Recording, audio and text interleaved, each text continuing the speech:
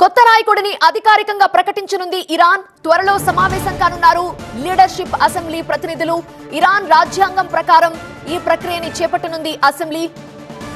త్వరలోనే ఈ సమావేశం నిర్వహించి కొత్త నాయకుడిని ప్రకటించే అవకాశం కనిపిస్తోంది.